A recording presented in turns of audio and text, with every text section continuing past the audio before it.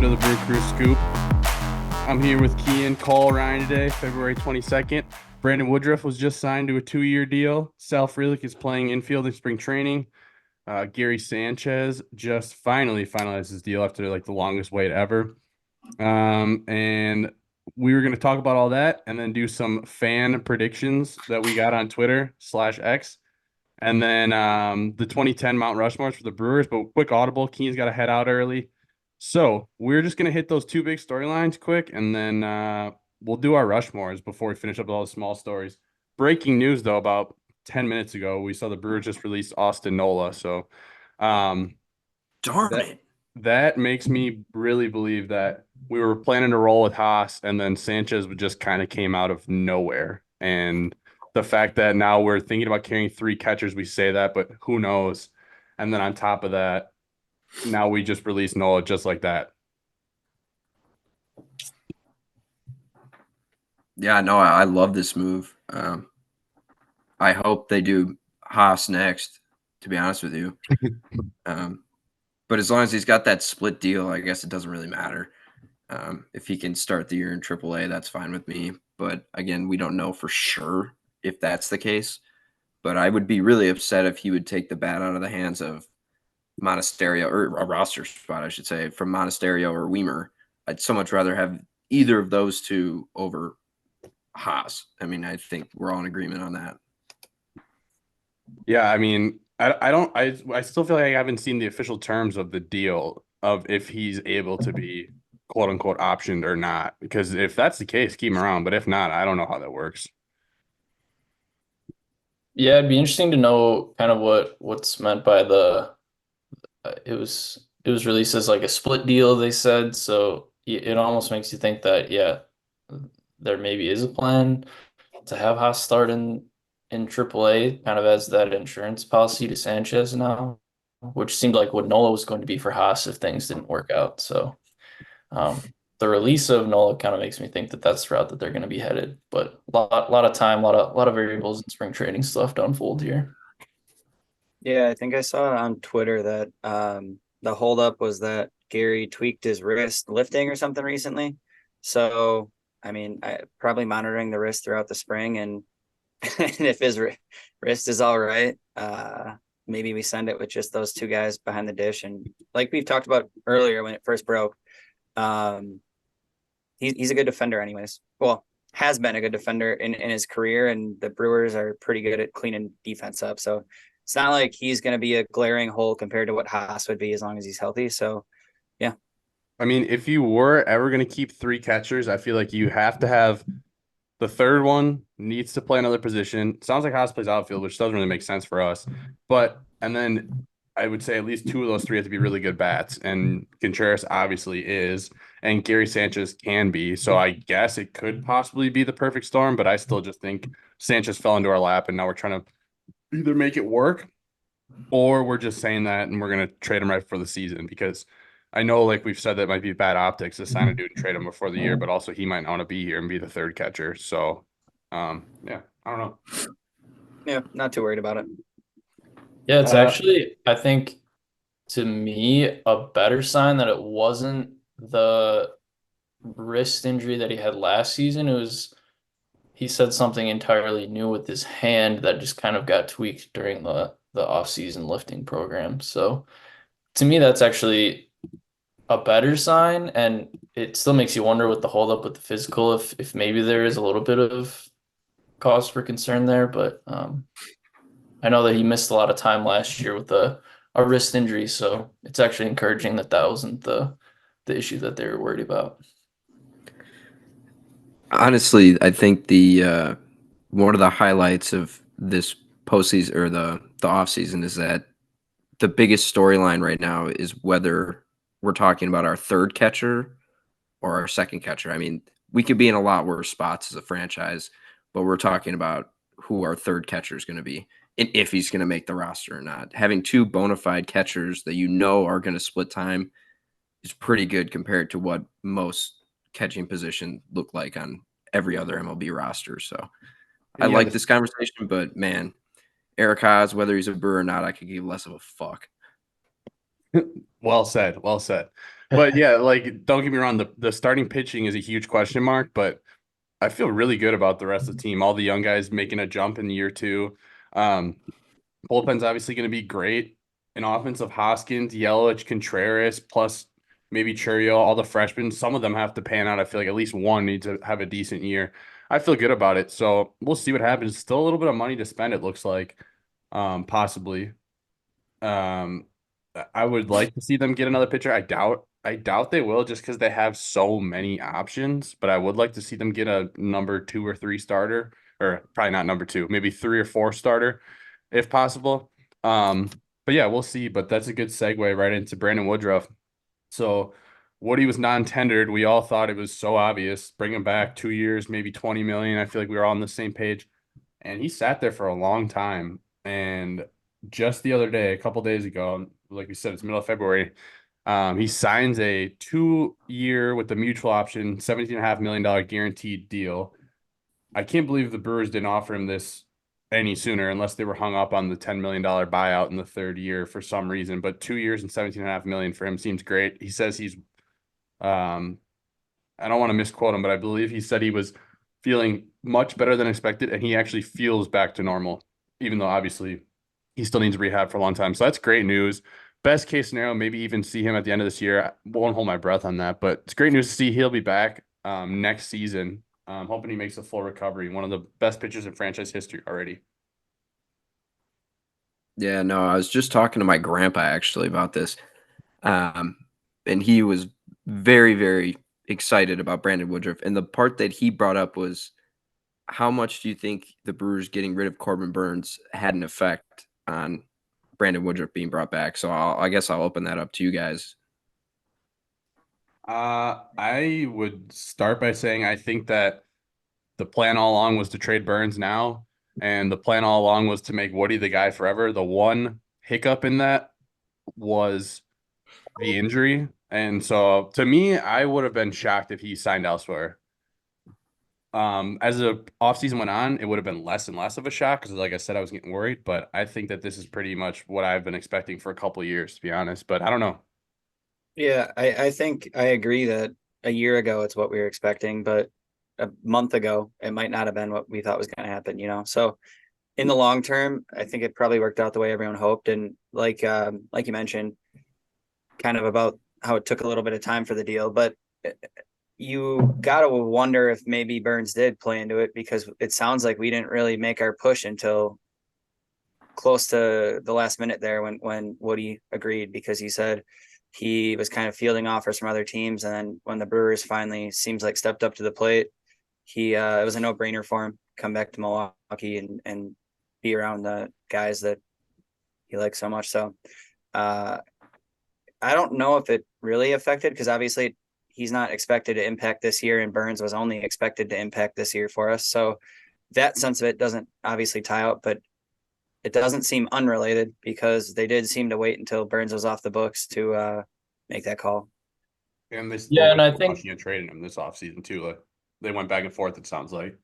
yeah, I think the timeline really with Woodruff was more related to the 60-man IL spot opening up for him. I don't think there was really a point for teams, really any teams, to be looking at him as a guy that they needed on their 40-man, which obviously would require a roster move. So I think it was strategic in that way. But yeah, I think I'm with Cole here in the sense that I don't think it really had much to do with the Burns transaction as much as it was just uh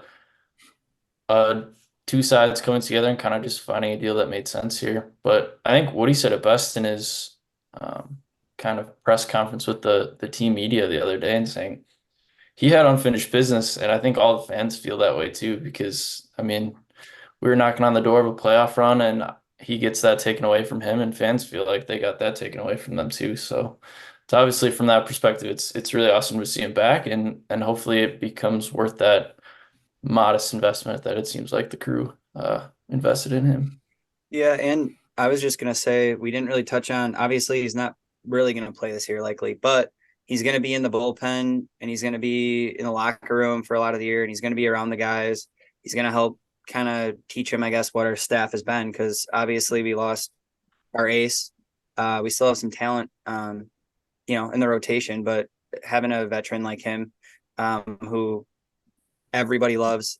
No one's on the crew has said a bad thing about him, and fans don't have a single bad thing to say about him. So I think that's a big piece too, with some of the young guys that are going to mix into the rotation, even in spring. He's just going to be around and be a veteran with some really good results to bounce ideas off of and just help that camaraderie. So I think that's a big piece of it. Obviously, it's the main piece of it for this year's team, and next year we can just dream about what he's going to be. Yeah, I was just gonna say the two parts of that deal that we didn't touch on yet was one, the full no trade clause, and two, that you said one of his stipulations are that he wants to do a majority of his rehab in Milwaukee this year, so he can be around the team. So that's great because, like we said, that's just another veteran in the clubhouse. So that alone is just great. So yeah, I think we're all on the And same page, and everyone is. and he requested a suite on all road trips. So I Oh, will nice. say, hopefully he's not traveling with the team this year, because that's really cutting out the budget for a guy that's not touching the field. So he can stay in Milwaukee, but we're not buying him the suites all over So America. So do you guys know that I'm about 90% sure that you can't be in the dugout during the game when you're on the 60 day? Have you guys heard that too? So that was just something that I thought of right now. So he'll be around, but we might not see him unless that rule is changed or I have that wrong. But I thought that if you were on 60 day, you couldn't. Um, but yeah, that's pretty much all I had on Sanchez and Woody for now before we get into the other stuff. But we got to hit Rushmore before Keen's got to head out. Anybody else have anything to add to those two things? Uh, I just say Sorry, real quick, I wanted to touch on the buyout payout, that's what I was which going to say. I think we Yeah. talked about a little bit prior to the pod, but um, so as it kind of structured out for this contract that they made for Woody, the third year option is mutual option for 20 million with a potential buyout if the sides can't agree of 10 million. And I guess maybe some stipulations or details will come out that kind of tell us otherwise. But if you're Woodruff and you're looking at literally half of the salary coming as a buyout, if you Yeah. decline the option, why would you not decline? Oh It yeah. seems to me like this is just kind of a we're going to get you your money some way, and the mutual option is just kind of sitting there as I guess, a fake option, you could say. It doesn't seem to me like something that's going to happen, but I think it's a way to get his money, like you said, and we just don't know the reason why 2026 rather than 2025 or now. So who knows? yeah, But it just seems weird. It seems like a move that the Brewers wouldn't want to make to have $10 million in salary in 2026 for a player that probably won't be on your roster unless there's some sort of stipulation that that only happens if Woodruff declines the option or something. So, the present value of money, Ryan, we're trying to pinch as many yeah. pennies as we can. No, yeah, I agree. Yeah, and I mean, who knows? Depending on what our team looks like in a year or two, maybe in 2 years. There's just so many unknowns that we'll see how much that 10 million affects us at that point. But I mean, if we're terrible next year, it might not be our problem anyways, and he might be moved. But yeah, Yeah. Just from the player standpoint, if Woodruff comes back in any form close to what he has been in the past, you figure he'll get 20 million elsewhere. And if he's already getting the 10 from the buyout from us, then he doesn't have to worry about re-signing or taking the mutual option. He'll be Right. gone. don't give him any ideas. We're gonna have to cut this out. I mean, or yeah, I don't know. I don't want to think about him not coming back to full shape, but if he doesn't, then we can look at it as bringing him back I don't know, whatever. It doesn't matter. It's just We'll cross that bridge when we in get that there. regard, it's just a backloaded chance at getting an extra year of Woodruff. Right. And that's how you have to look at it as a Brewer. All right. The 2010s Milwaukee Brewers Mount Rushmores. First, last week, we argued for a while about who deserves that last spot between Braun, Sabathia, and Sexton, and our fans voted. I think there was like 200 votes, and 63% of those said it should have been Ryan Braun, and none of us picked that. 28% Sabathia, which I think we all agreed would have been totally fair based on his accolades, but it was just hard to leave CC off. But just curious, or was interested to see that. So, anyways, now we're moving on to 2010s. I think a big reason for all of us why we weren't going to give Braun his flowers last week was because he's number one on this Rushmore. Ryan Braun forever. What do you have to say about that? Yeah, no, I was actually kind of angry the way that you worded that tweet with the poll, because I didn't think that Ryan Braun should have been. Obviously, if we could put multiple players, I think it was kind of an unwritten rule that we kind of have one See, I didn't think that, time but I see you per guys did. decade. So if you would have just put, Sexton and CC, which what mostly we were arguing about, I think that would have gave me more closure that Cole was wrong and that CC Sabathia would have been the correct choice. To be fair, I didn't think we had that stipulation, and I still picked Sabathia because what he did was probably like the closest thing to a World Series without being a World Series for a franchise that was the Brewers in 2008. So Bronze Silver Sluggers and our Rookie of the Year didn't do it for me. It was CC Sabathia winning the World Series, quote unquote, for us because that's how it felt. What I'll say is that the fact that we're discussing a player who played for about 2 months, 3 months for the Right. Brewers in Mhm. the entire decade is potentially on the all-decade team doesn't say much about our 2000s Brewers, but There were that's where some I'll good leave that ones. one. Sexton definitely got screwed in the vote call. I'll give you that. His Yeah, numbers were the same like as I said, Braun's almost. I didn't even really want to say him. He earned it. I didn't really live through it, so I kind of disrespect him as a fan, but we're not going to re-argue this. And I still am cool with CC. So, Yeah. do you want to suck off Ryan Braun really quick, Ian? Oh, may I? Oh, yeah, Keegan, go ahead. I would love to. Love to. If God gave me the chance. All right, come on, let's go. But yeah, no, as you can tell by my name, I have Ryan Braun as my number one of the 2010s all-decade team. Yeah, I guess I have some stats I threw together. So in the 2010s, he had 4 All-Stars, an MVP that he hasn't had to give back yet, but maybe. He finished MVP 2 in 2012, and he has 3 Silver Sluggers. Top 10 in most kind of Brewers counting stats or even average stats for batters. I can give you the real numbers if you want. Yeah, I got him. Right. 294 average in the 2010s, 877 OPS, 34.2 WAR. Obviously, that's a giant number. That's averaging about what Yelly did last year across the decade. And obviously, he missed some time due to back injuries, due to suspensions, maybe due to court testimonies he was due for. Why? What happened? I don't know. I honestly don't really remember. I know he hit Gene Segura in the face with a bat, but I don't remember what he got. Accidents happen. Accidents happen. All right, Cole hates Ryan Braun, so I'll finish it off. He played in the decade. He played over 1,300 games, 1,400 hits, 567 extra base hits, over 800 RBI, 166 stolen bases. He hit on the slash line, the All-Stars, 3 Silver Sluggers, and to go with that MVP, he had an MVP 2 finish and a 15 and a 23 finish. So, best decade of Brewers baseball I've ever seen. He also leads the Brewers in hits in the postseason, RBIs in the postseason, and many other counting stats like that. That is true. Big moments always came up in the clutch. So, favorite moment from Braun in the 2010s era, I'm gonna go with the 2019 Grand Slam in the top of the 9th in St. Louis. Oh yeah, to put them up in September, getting them closer to their divisional playoff berth. That was one that I'll always remember. I'll always remember where I was and who I was watching with. So yeah, I have a bit of a moment as well. 2014 opening day, Ryan Braun coming clean off of, I think he went on vacation for a little bit at the end of 2013.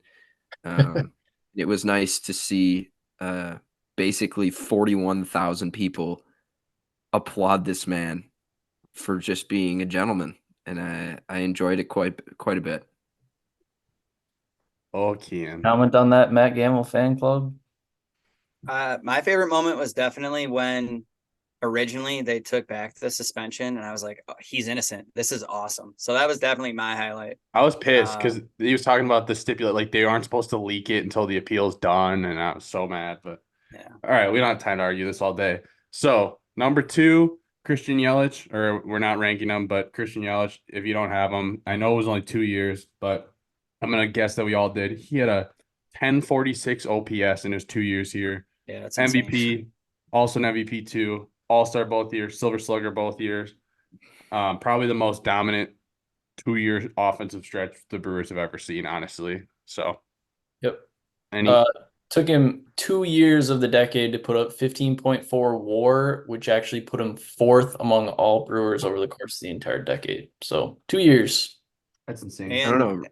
Richie Sexton had 2 pretty good years in the early 2000s, so I would put his 2 years against Christian Yelich's. You go ahead his and do OPS that. actually wasn't that far away in 2 of his best years, but he didn't have the speed. He didn't have the speed tool that Yelly has. But the one thing I'd say too is that 2-year stretch led to the richest contract I think that the Brewers have ever handed out. And I know all of us were licking our lips at what we thought the future might be, and so far it's been okay. Trending in the right way last year, though. But Yep. yeah. All right. And then for me, I personally thought that this whole Mount Rushmore was pretty obvious. So I'm going to be really curious to hear if there's debate. But really no order. So I'm just going to come out and say it. I think that Giovanni Gallardo deserves to be on it. Not on mine. Ooh, okay. He played 5 years for the Brewers, 160 starts, 3.73 ERA, almost 1,000 innings, 900 Ks. He had 31 starts in all 5 of those years. 200 Ks 3 of those times. All-star. And he won a Silver Slugger. Not many Brewers can say that, but he did. So Yeah. Giovanni is my 3 or 4, debatably. I honestly said him first because I thought he might be more likely than my other choice to be on there. So anybody else got him or not? I got him on mine. Franchise strikeout leader. Took that Oh, over yeah. from Ben Sheets late in his career. Also had a 2.07 postseason ERA for the Crew. So when we needed him most, he was there for us. Anybody You know else what? got a pitcher? Let me say that. If you don't have Yo, do you have a pitcher? I do have a pitcher. I would I like. don't have a pitcher, but he's All right. not on mine. But I almost want to put him on there now, All right. Well, just because I Did you forget about him? Franchise strikeout. did. Straight up, I forgot about him. hey, I'll give you a chance. You're not on I the love record Yo. yet. We'll let Cole say his pitcher, and you can decide if you want to cut somebody. Cole, who's your pitcher? I have Josh Hader. From 2017 to 2019, he won the reliever of the year twice. He was an all-star twice. He was a Cy Young 7 finish in 2018. As a reliever in those 3 years, he had 6.8 WAR, which is kind of crazy when you consider Giovanni only had 9.5 pitcher WAR across his 5 years of the 2010s as a starter. Hader had a 2.42 ERA. 49 saves, 204 innings pitched across those 3 years, and his K per 9 was 15.3. Opponent batting average was 146, and his just overall strikeout rate was 44.6%, which means it's about a 50-50 shot he was going to K someone up. So I think just the fact that that's when he came on as the most dominant reliever in baseball. We had the best reliever in baseball at the time. We still do. Different guy. But he was insane. He would come in and pitch 2, even 3 innings if they needed him in a pinch, and was basically untouchable. So I had Josh Hader in there. I got no Yeah, complaints. I had Josh Hader originally in my 4, and then I remembered somebody else, so I had to cross him out. But should I just say my 3rd then as well? Yep. I was just gonna add real quick on Hader. I don't know if you guys caught his interview he did. I forget who it was with, but he just recently Foul talked territory. about the foul 2 to territory. 3 inning kind of appearances that he had, and how his mindset on that really changed recently. And it was really interesting to hear kind of the mindset and kind of the business side of things with his contract and going through arbitration and finding out over the years that basically teams didn't value, or at least the arbitration process didn't value, the multi-inning reliever and really just needed saves. So it kind of sucks that it took Hader out of that role for us because he was, like you said, lights out in that role, and you could count on him for bridging the gap or potentially finishing a game with just completely electric lights out stuff. What you're trying to say is the Brewers absolutely own arbitration, and they will pinch every penny they can out of you. They took Well, took Hader to arbitration, and they said, "Sorry, bud, not enough saves. You suck." you can ask a whole bunch of Brewers former players about that. Start Yeah, with Burns, you can start with Hader. Hey, don't hate the player, hate the Hey, game. Don't hey, hate the player, hate the game. Look, I'm all for it. You know, Hader's top 3 favorite brewer of all time, maybe even number 1 for me. But your unwritten rule says he can't go in 2020s, and I still feel He like is not better in the 2020s, dude. It's not even close. I've already looked at I'm it. not saying he is better in the 2020s, but for the short sample size, No, the he's in 2020s already contention. has 4 people. I'm not He's in worried about it. contention. All right. Ian, The decades Mount Rushmore has become hard for hard. the guys that bridge across. Even Giovanni was the same way. right. Well, that's why Yeah, after this we're gonna. and luckily Giovanni had at least half the decade, which Yep. is what put him on my list. But yeah, for guys like Hader, I guess kind of in the same sense, like Woodruff and Burns are along the same lines where they had some of that overlap, and maybe if you had that over the Nah. entirety of the decade, maybe. Yeah. But we'll see. The next episode is going to be very interesting. A lot of arguing. But Keaton, who's your third? I want to hear it. My third is kind of falls in that same exact boat Ryan was talking about. But I have Lorenzo Cain. I think, he took a top 10 NL MVP finish. He got a Gold Glove. He was the 2-punch, I guess, if you really look at it, behind Yelich. Everybody says it's Braun. What? For 1 year. 2. He was good in 18 and 19. 20, he opted out. In 21, he was terrible. He was okay in 18.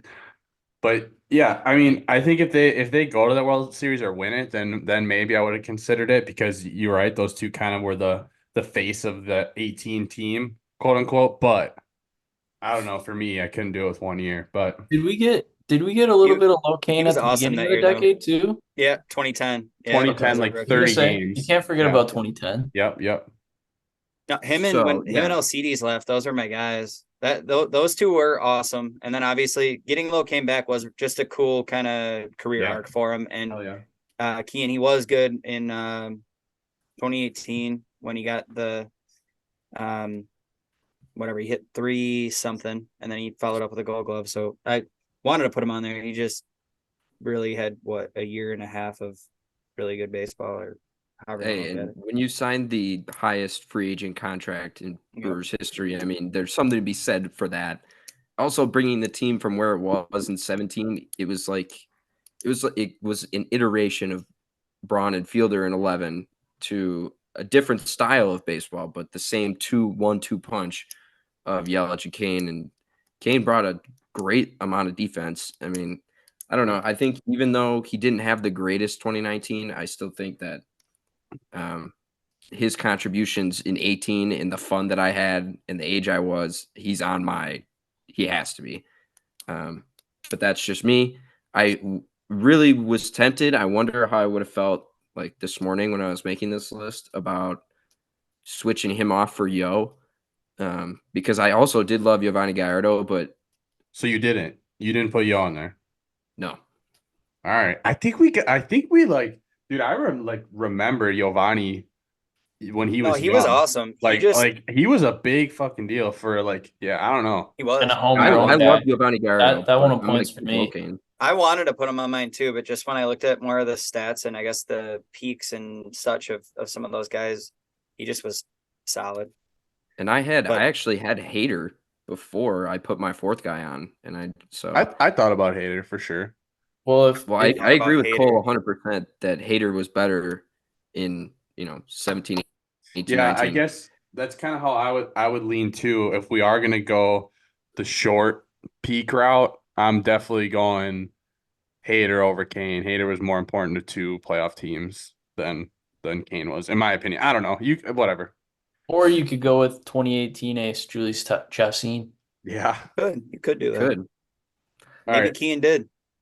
Yeah, you don't know. Kean, who's your 4th? I got Lucroy. Same. Cheers. Yeah. I mean, that one's pretty obvious. That was actually another one I forgot. I had Hader, and I was like, I was literally on my drive home, and I was like, holy fuck, Jonathan Lucroy exists and had probably one of the best catching seasons of all time in 2014, and probably is the best Brewers catcher of all time. So you can't really leave him off there, even though he kind of had his best seasons in Brewers irrelevant years, which sucks. But yeah, his 2014 season was the lone bright spot besides them trading for Gerardo Parra, who was my guy for 2 months. Cole, who you got? You got Lucroy? Yeah, I was kind of 50-50, and I really wanted to sway myself to probably my favorite Brewer of all time. But Lucroy just was a lot more consistent. My Cargo? next best was Gomez. He Yeah. I mean, for 2 years he was really good, but Yeah. the rest of it I actually was surprised though. So I pulled their aggregate stats, and so Gomez was with us in the 2000s from 2010 to 2015 at the deadline, and Lucroy was 2010 to 2016. Lucroy's OPS was 779, and Gomez's was 777. So they're almost the same on an OPS level. Obviously, Gomez provided a lot more on the bases, and he won a Gold Glove in center, which makes me think I still should pick him. And he had 2 All-Stars where Lucroy only had 1. I was gonna say, are you changing your And, answer? and he had 2 top 16 MVP finishes. Lucroy had 2 All-Stars. Oh, yeah, sorry, We 2016. traded him Yeah, in sorry. the last Yep, one. yep. Also, And their WAR Lucroy was like, Lucroy sorry. was an all-star when Yadier Molina was like literally Dude, a shoe-in that's every why year. Lucroy, I was shocked. He didn't have any silver sluggers or any gold gloves, which I don't remember if Lucroy was a great defender, like gold glove caliber or not. I know His stats aren't great, but okay. Well, He's all a I'm very saying is good that pitch framer, the which fucking obviously is hard to but quantify. Yeah. Buster Posey, dude, screwed him out of any silver sluggers, apparently. How do you not well, obviously, but MVP 4 finish and he doesn't win the silver slugger at catcher. If they make the playoffs that year, he might even be the MVP. That was, I think, the Kershaw MVP, possibly. I don't know. or was But it Posey? I don't think No, it was Kirsch. It was I think it was Kirsch. Kershaw. But either way, MVP 4 as a catcher, you don't win the silver slugger. That's something to be said for that. So, and not even Yeah. a gold glover. So For yeah. me, it was his offensive production at the catcher spot, which is really hard to come by. I mean, you're seeing a little bit more now that this kind of wave that we currently have, but he was kind of ahead of his time in that way, where he was really putting out really productive years, and especially to see that as a Brewers fan, where you had a lot of catchers pretty much in a row that weren't super productive playing every day behind the plate. So that to me was the really impressive part. And I think, like you said, as far as the accolades go, when you're year in year out going up against Yachty, who basically won the Gold Glove every single year, and then you had Posey obviously on the offensive side. It was a tough time. Yeah. But I don't think he was ever going to win a Gold Glove though. At least from what I No, I think he was but just a good enough, obviously. And like we said, Yeah. with what he provided with his bat, definitely more than enough. So no, I And agree. sorry, it can't be forgotten that he also landed us Lewis Brinson at the end, and we know what True. happened to Lewis Brinson. Yeah, but Very I also impressive player in franchise history. I mentioned Gomez, and if we recall who Gomez landed us, it was a little bit better. One of them was mentioned actually on my mind. Well, you Wait. can think of Lewis Brinson as basically Yeah. Richard Yelich. So we You're can not think wrong. of them Better? all. We can think of them all as JJ Hardy, okay? yep, we Right, got to you- go back to the JJ Hardy trade tree. Ryan, you had Gallardo? Yep, Gallardo, So Lucroy. we had the same 4, and then Cole swapped out Gallardo for Hader, and Kean swapped out Gallardo for Okay. Lorenzo Kane. Okay, but we all got Braun, Yelich, Lucroy. All right, good shit. Kean, Yeah. I know you got to get out of here. Any final thoughts for you, buddy, before we finish up the episode? The rest of us. No, I'm very sad I can't continue, but one final thought on Gary Sanchez. It's just a question, kind of, if he turns into back what he was at the end of his Yankees tenure, and he's just absolutely horrendous, you think the Brewers eat that $3 million and just DFA and bring up Carroll? Yeah, I do. Yeah, but Over if they keep Haas, do you think if it's July and we're in the heat You think they bring up Carroll or do they bring up Haas? I think Haas is gone by that point. Even if we keep him on the opening day roster, if he doesn't have a straight option, I think he's gone. I think he's traded or cut already. I think they bring up Carroll, but I will say about Sanchez and the Yankees days, I've heard so many like bad things about like the Yankees culture of the last few years, and it seems like everyone plays better before they get there or after they leave. So I'm not putting too much stock into the Yankees thing. I don't know. He's shown flashes of I'm not saying he's gonna be an all-star, but I don't know that I'm leaning more towards him being his Padres self than his Yankees self, but it's probably gonna be somewhere right in the middle. I was going to say, the only reason I bring that up is because, this is the first time we've actually seen the Brewers make a flurry of moves rather than just, one big one or two big ones and that's it. So they're not all going to work out. Something's not going to work. Oh, yeah. So I don't know. Just that question popped into my head while we were talking about Lorenzo Cain. As we all know, he was DFA'd. And I was like, well, somebody's that we think is going to be here is not going to be here, come the end of June. And I just thought it might be him if he's, having a horrendous year. But now that they got it down from 7 to 3 million, it'd be pretty easy to cut bait and bring up one of your top prospects, which I guess wouldn't be the end of the world I'll be curious to any of us. I think we'd be okay with that. I'll be curious to see what those incentives are. Like, but anyways. And do we know for a fact that it only goes up to 7 million or can it go higher? What I read says it starts at 3 and incentives to get to 7 it sounds like on playing time. So I bet if he plays like 80 games or something, because being a backup or something small, 100, that it'll go back up. But Yeah, I think if he hits 40 home runs, he gets the extra 4 million.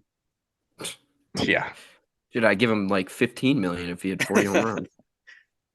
All right. Goodbye, Kian. We love you. All right. Yeah, see you guys. Bye, Ryan Braun forever. All right. I just saw on our brief intermission as we let Kian go a video of Thiago Splitter throwing, or Thiago Vieira Spurs throwing. legend.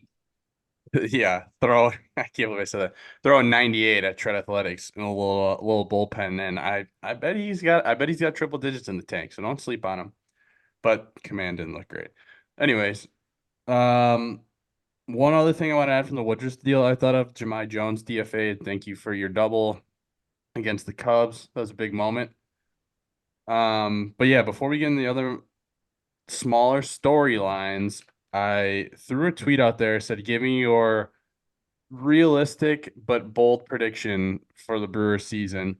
And we got about 20 or so replies.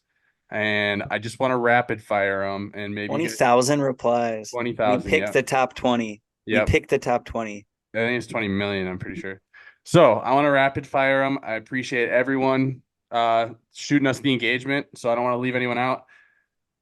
So I'm gonna have you guys give me. You guys want to do what? Scale 1 to 5, 1 to 10 of how realistic you think it is, real quick. What do you think? 1 to 10? Well, I'm cool to do 1 to 10, but I also want to rate how not hot they are, because I know some of our listeners out there, either they're really pessimistic. None of these. I don't think there are any pessimistic. I'm not giving 2 rankings. Either way, I'll do a 1 through 10. Yeah, rapid fire. We don't have a lot of time. There's about 20 of them. Does So 10 mean likely? At the end, we can break down maybe our favorite 1 or 2. All right. From @ChampBrandon1, Reese, Yelly, and William Contreras are all going to hit 30 homers. So 10 being 10 being it's happening. 1 being it's not happening. 2. Yeah, that's a 2 or a 3. All right. @Love for the 414, Frelick will have a breakout season at third base. Ooh, that's a big disclaimer at the end there. That is, I don't mind the Frelick breakout season. I don't see it happening on third base, so I'll go 5 for Frelick breakout, 1 at third. Whoa, Frelick breakout, 8. It's happening. All right. At third is like a 2, 3. We just have so many options at third. I'd rather see him at second, honestly, if he had to. Yeah. Unless No, Turang's gonna hit. I think we should nip this one in the bud before we go any further. I think Frelick will maybe see some time in a major league game at third this year. He will not be making many starts, but I've been wrong before on these things. Ryan Braun won Rookie Rookie of the Year at third. @Brewers 13 man, Peralta has 200 plus Ks. Frelick leads the team with steals. Ashby makes 20 plus starts. Man, they got greedy. I The don't first think part, Freddie 200 Ks. I don't think he goes Sign deep me up. enough in. I don't think he goes deep enough in games, but I guess he does strike out a lot. I Freddie? don't know, maybe. But go ahead. You No, guys, he you just guys needs are to stay healthy. replying. I'm proposing. So go ahead. I mean, are we looking at all three of those as one? No, I don't know. However you want to do it. I don't know. It's I like the I like imperfect the science. optimism, but it's a lot of ifs going into this. One most importantly being Ashby's health. So I'm gonna go with a 3. Yeah, I agree. It's pretty low. But Ashby's pen looked good today. Good sign. I don't think that. Yeah, I don't know. I feel like we start him in the bullpen even if he is healthy. So I don't know. At Beer Brower 13, Robert Gasser on the opening day roster. I'm gonna give that like a 2 as well. We just have so many guys that are gonna get a shot. Yeah, and not a lot of optionable arms. It seems like they want those guys to contribute right away on opening day, and Gasser doesn't have to. So I'm gonna go with a 1 on that one. Keep the control. It'll be interesting what happens throughout spring training that we're doing this so early in spring training. But yeah, I agree. At Scott Reuter 7, when everyone least expects it, they will trade Willie mid-season, unfortunately. Ooh. Can't say I've never Really? seen a similar move done. This is Adamas, not Contreras. Correct. That Yeah, was my interpretation. I actually like that as a possibility this year. Unfortunately, it's just the way that the Brewers do business, and Willie is definitely one of my favorites and definitely a fan favorite as well. So, fortunately, I'm going high on that one. I'm going to give it an 8. Well, I think too the disclaimer was kind of Scoop said like out of nowhere. Like if we're bad at the deadline, it's not really out of nowhere anymore. But I'd give him. Wait, you think an 8 would be like an 80% chance that it happens? 8 out of 10. That's 80%. I misunderstood the nuance that came with that as an out of nowhere, but I do think You it's think pretty there's that high of a chance we Yeah. trade Willie? To be fair, I think I don't think there's that high of a chance to be traded Willie anyways, but I think it's Scott like Reuter 7 50 did say max. when everyone least expects it. So in my opinion, that's like a hater type trade when we're in contention. In all that right. case, Then I'm moving down from 8, but I don't think that it's out of the realm of possibility agree. despite what we've seen. yeah. Yep. with I the mean, hater Ortiz can slot right backlash. over to short, and we just said we have a million guys for third and second. Yeah. So The we'll only see. thing that makes me think that it's maybe not as likely as it was that Burns was going to get traded is you have to kind of clear his value as far as the comp pick goes in any trade you get back. So Yep. I think 8 was maybe strong on my initial take, but gotta stand by it. At WI Storm Chaser, Yelly and Churio both have 30-30 seasons. I like it. I like That would I be like awesome. this. I would and- literally. I think they Ye- both could go 2020 pretty easy. Like Yeah. if they would have said 2020, I would have given it like a 9. Yeah. I'm feeling it. At Yeah. 30-30, they both have something to prove. Yep. I think 30-30 is asking a lot out of a rookie, despite the extreme hype that we have behind Churio, and I definitely do think he's a productive player and productive this year. I almost wonder if there's maybe a little bit of hesitation putting him on the roster immediately opening day. So that makes it a little bit of a harder one for me. I'll go 5. All right. I think Or- he'll be on the roster, but I think it's like a 3. If he goes 30-30, he's winning MVP. He's gonna be an all-star. So that would be crazy. But at late_spring_PHL, the Brewers trade Weimer and Caro for midseason pitching depth, followed by a Contreras Braves style extension. So Braves style extension for Contreras, what they're saying, of Oh, that like checks 7 out. for 75. There's a second part to this, or third part, I guess, technically. But that first part's kind of wrapped together. So I'll let you guys think about that first before I say the rest. So trade Weimer and Caro for pitching depth and extend Contreras 7 years, 75 million. I'm assuming that would be tacked on to 3 years extra or whatever. Yeah. I like. I mean, go ahead. I was just gonna say it sounds good to me. Like it's hard to argue against what Contreras has done, and if we think he projects out what he's been, and I don't see why not. It's a good value as a catcher, and best case kind of in your head is that that's what Jefferson would turn into, right? And the odds of that probably still aren't that high, even though he seems to be a great prospect. So all of it seems very possible. It's just hard to predict who and what we're trading for what. But no, I Yeah, mean, well- I like that take. We'll have to bookmark this one and come back to it when Yeah. Weaver and Caro are traded to Cleveland for one of their young aces. But Hmm. I've been saying it all Yeah. along about Weimer to Cleveland. I could have seen it happen, but I don't think whatever. I know you're just kind of joking. Cleveland's got now Hedges and Naylor, but whatever. We're just screwing around anyways. But yeah. Do you have anything to say about that half of the tweet before I go to the other half? we didn't rank them, but this one's Oh, a little yeah. bit hard to rank because it's specific players. So I'd say it's not out of the realm of question to think that the Brewers will want to add to their young pitching core from prospects. So I see that as like a 5.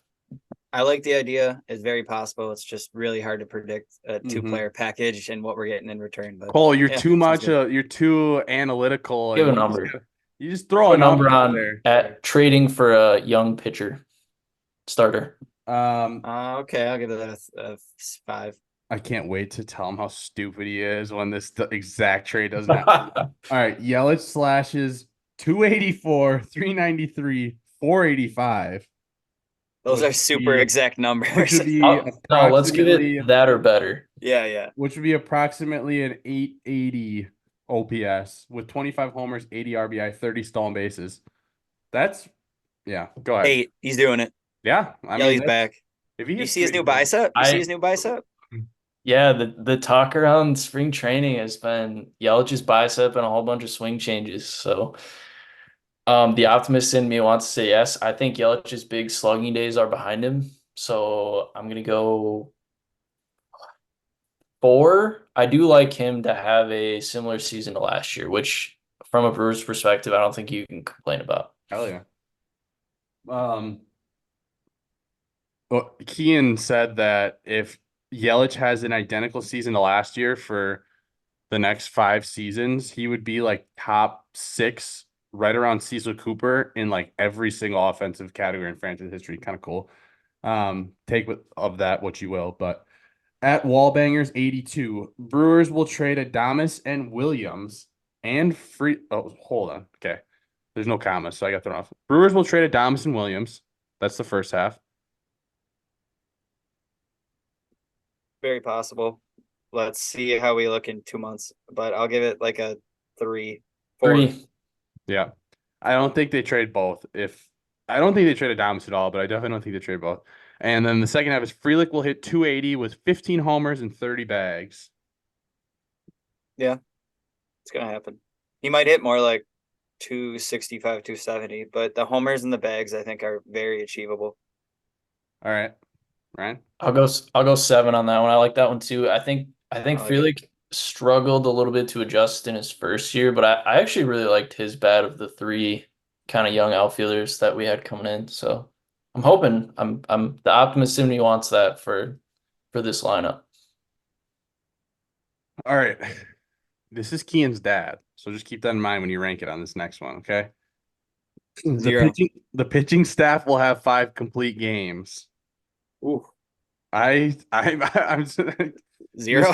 Mr. Dillon, I'm really sorry, but unless Murphy Hey, is the complete there's no opposite of counsel, there's new I guess- management, man. yeah, maybe. You have no idea what The this guy's problem gonna is- have. we On just don't do paper, it. we on paper we also don't have like a guy who does that. We have Peralta, no. Miley, no. no No. Ray, no. Ray. Ross is like a long reliever / starter coming Hall off is a injury. long No. reliever, almost. Yeah. Eunice, no. He's the long reliever coming into the role. Ashby. Oh, Blake no. Snell. That's right. He also will not No, he pitch a wouldn't complete game be next either. year. Correct. Yeah, so this one's low. I like the optimism again. I wish I could say that I could see it happening, and even without Counsell at the helm, I like you said, I don't think we have the bullets there for it. Yeah. All right. At CJ Eisman, maybe. Jansen Junk will get some time in the rotation and be decent. Oh, that does remind me. Good time to bring up. Did you hear that the whole him going overseas thing was made up by some dude on Twitter overseas saying that he's coming over there and he's like, my phone was blowing up. I never said that. Yeah, stop making up things on Twitter, Scoop. yeah, only one person kept pushing that narrative, buddy. Yeah. You must be in a Anywho, different he, Facebook echo chamber than me. he'll be in the rotation and be decent.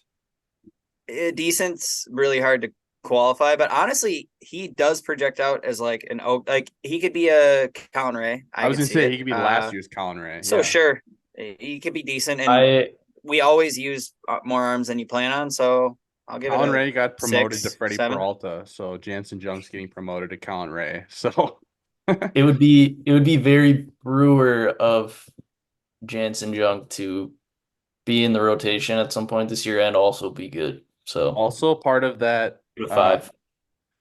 5, okay. Also part of that Renfro Pagero deal, Junk. So that's like that's really panned out already. So if Junk can Yeah, the do Angels that- surely don't need him. yeah. I think we just cut or traded Seminaris. He was the third part of that deal. But either way. At Go Fo Show, Tyler Black wins Rookie of the Year. That would be 1, something if we thought it 0. was Churio all. Wrong player.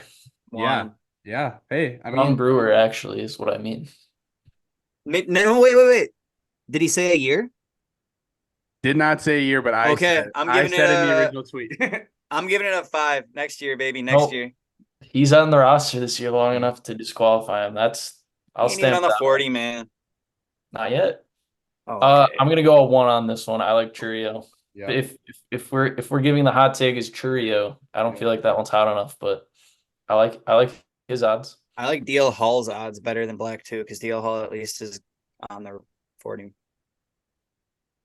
All right. At Zor Charlie, Brock Wilken makes his debut. Yeah, I've heard some people start talking about this just in the Brewers Twitter sphere. It would be a little bit uncharacteristic of the Brewers, I feel like.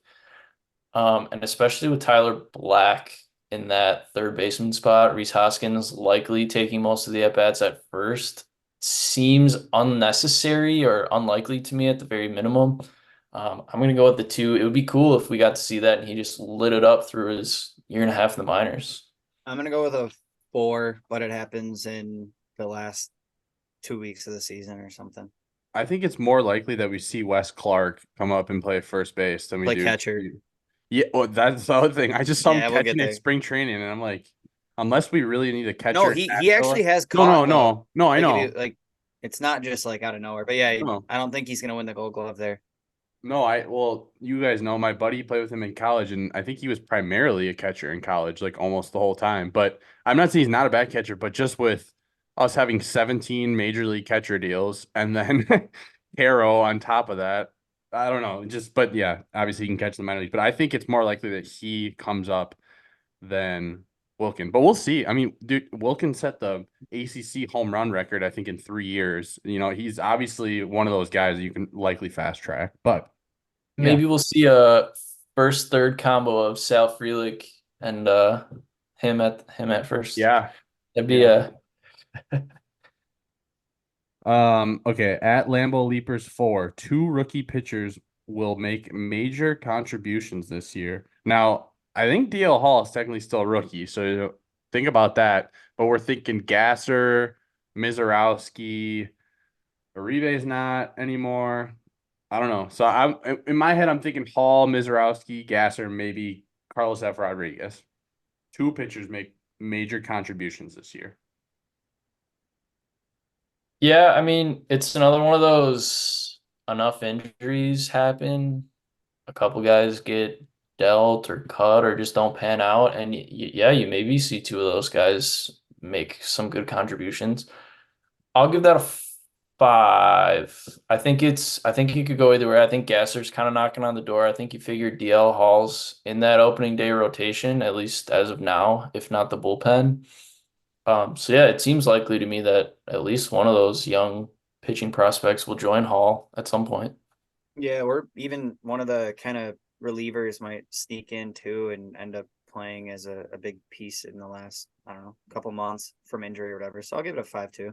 That's what I'm thinking. I'm not rating, but I'm not rating on this exercise, but I would put that almost at an 8. I feel like every year we have some rookie reliever come up and be big. You can At pick it up. JQ542, Freddie wins Cy Young. Well, hold on. This is It's half. not unheard of though. No. That's not. I was just thinking about these both combined. Freddie wins Cy Young and Hoskin leads the league in bombs. And the Brewers win the World Series. That's a given. That's the math I'm doing in my head. If those A two plus things. B equals C in that situation. I agree. Yeah, I guess if I'm saying both of those together, I'm gonna give it I'll give it a 1. So there's a fighter's chance. Okay, break them up though. Break them up. Yeah, so Hoskins leading the league in homers probably won't. I think that's less likely than a Freddie Cy.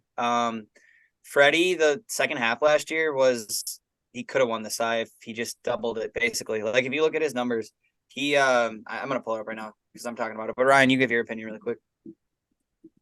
I'm with Cole on this one. I think it's low. I think it's the very, very obviously very peak of the ability of both of those guys. I also agree. Freddie seems to be more likely than the other, as far as Hoskins goes.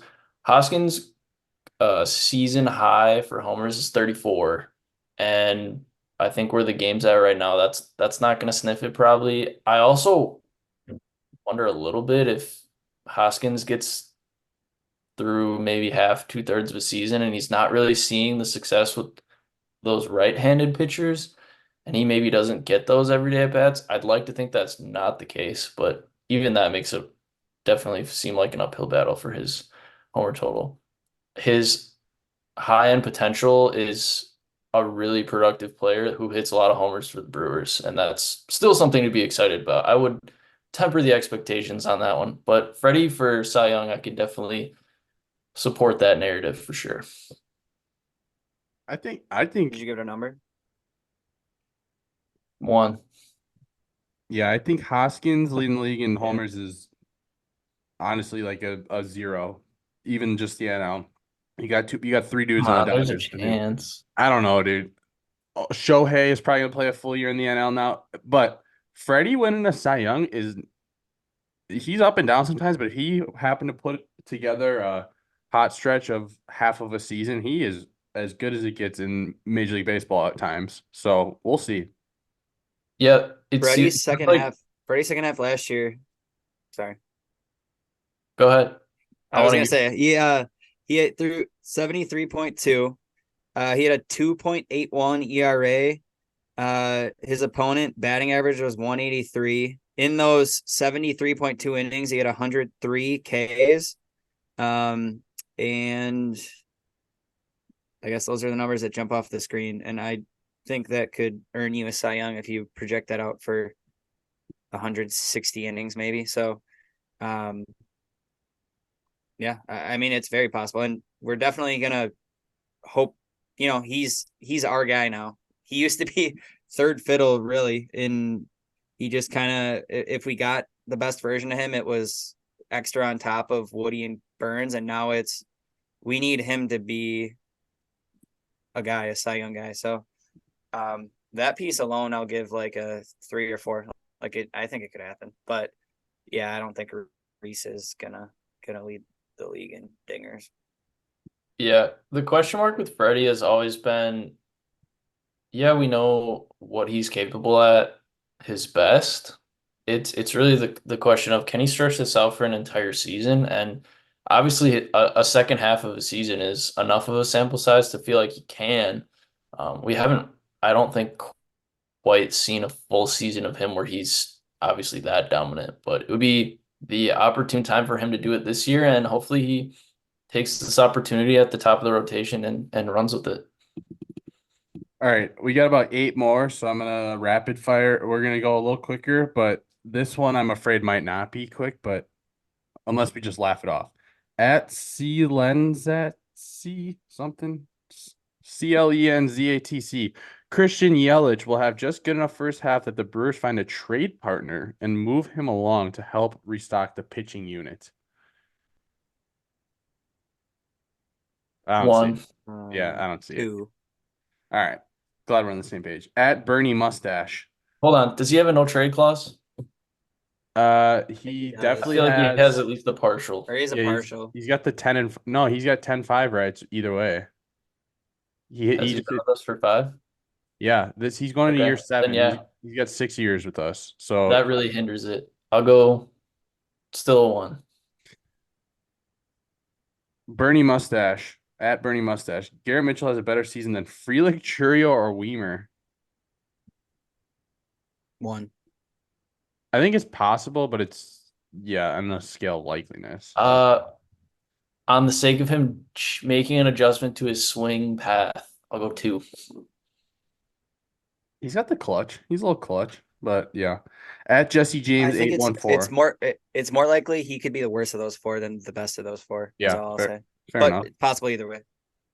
At Jesse James 814, Hoskin will hit 40. 40 bombs. 3, 4, 3.5. 2. People really took me seriously when I said bold because these are bold. I mean, there's a good chance a couple of these will happen, but not majority, obviously.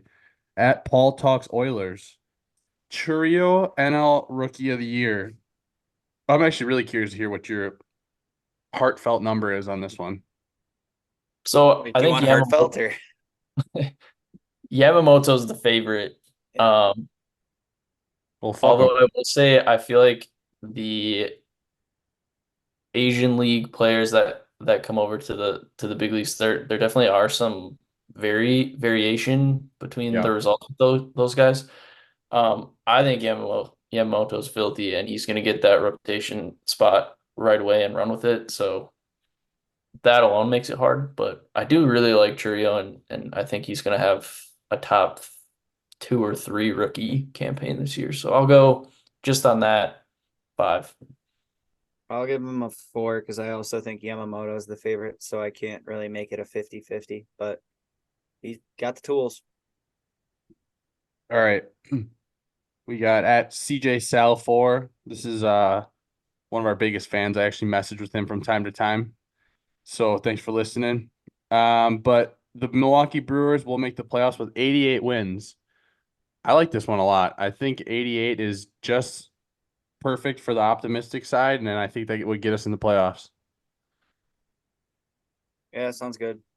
7 because we're really gonna have 98 wins. Yeah. 6. Wow. So obviously, Boo. obviously, it's not the playoff part. What would you say are odds? You know what? We're gonna end with that.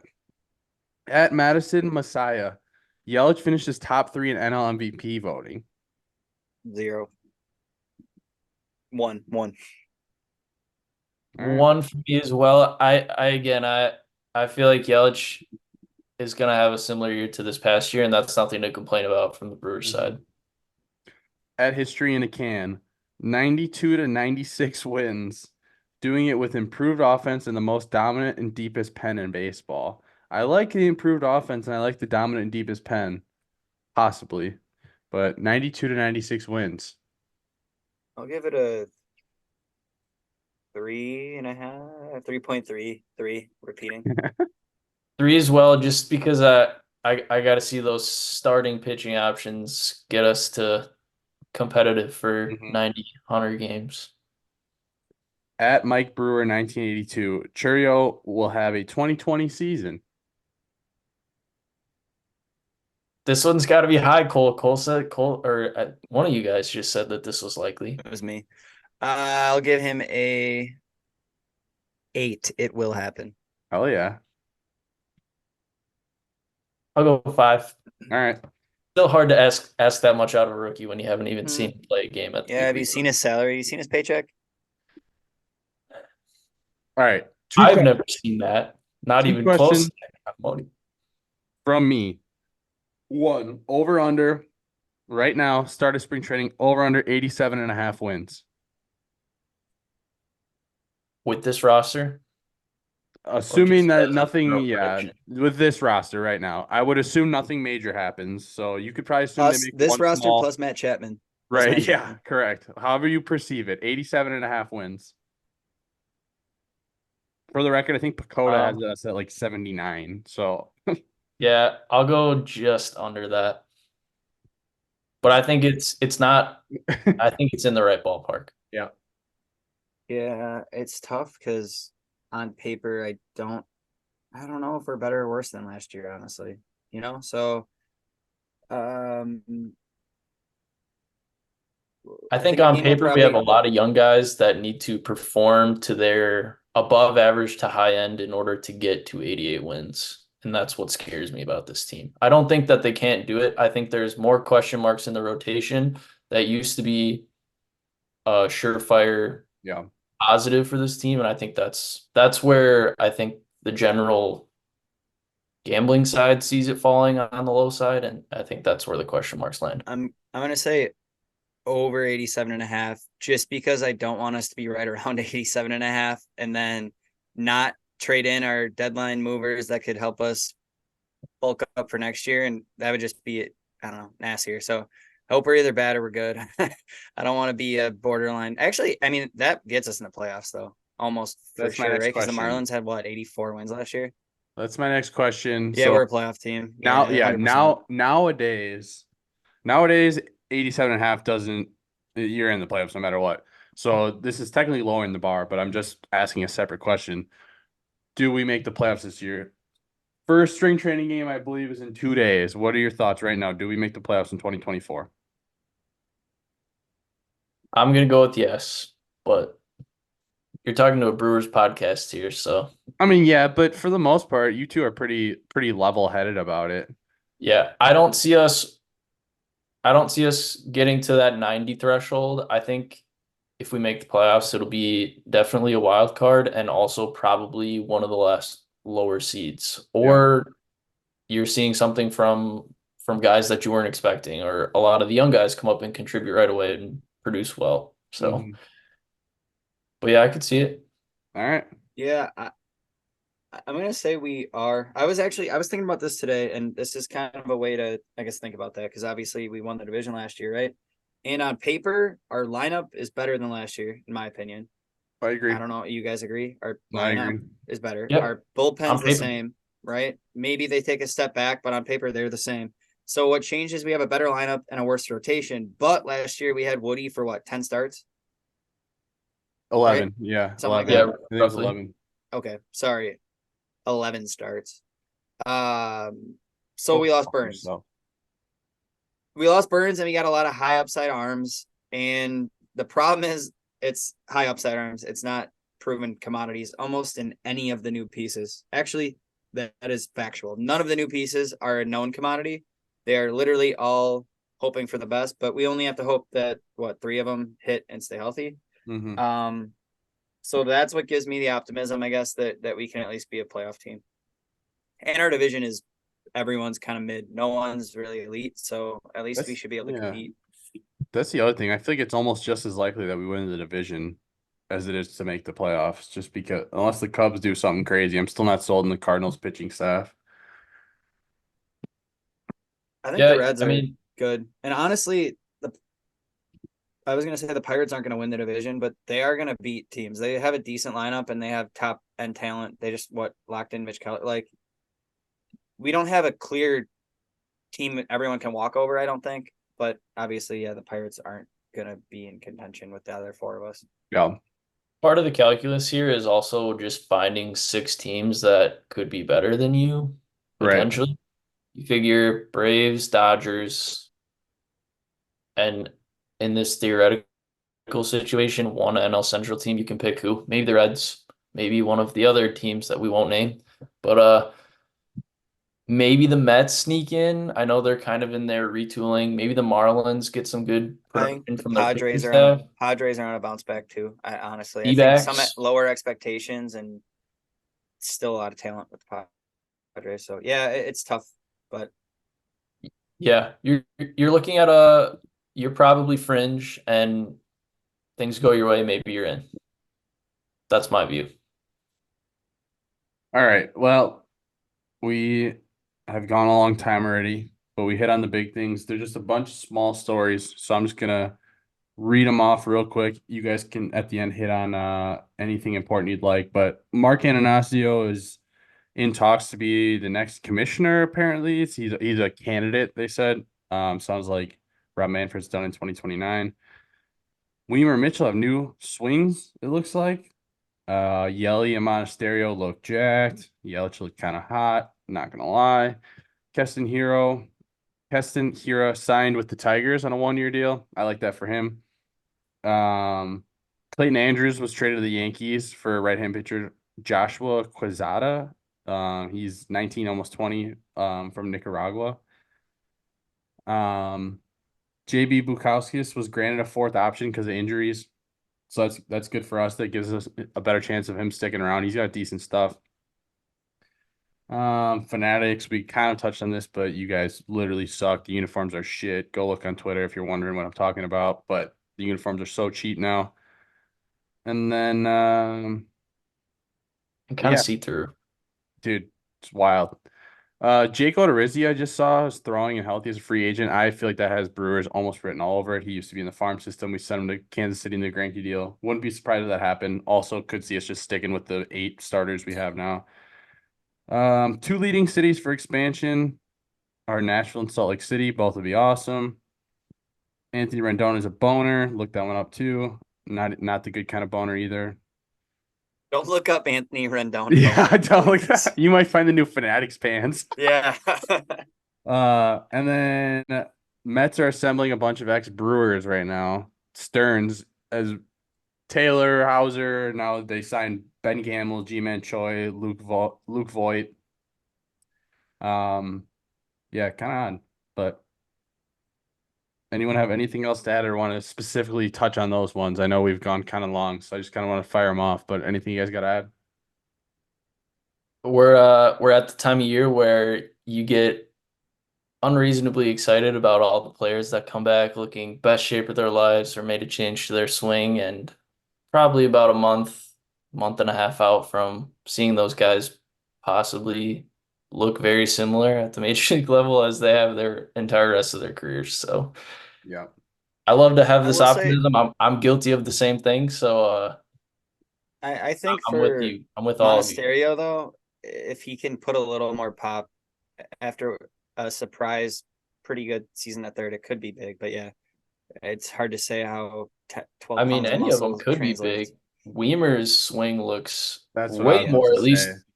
visibly appealing to the eye, and you figure taking out some of that kind of herky-jerky stuff that he had in his swing should help theoretically, but you never know. Weimer, that's probably the thing I'm most excited about. Like normally with guys' swings or their pitching mechanics, it like whatever works, I would say. That's what got you there. Go for it.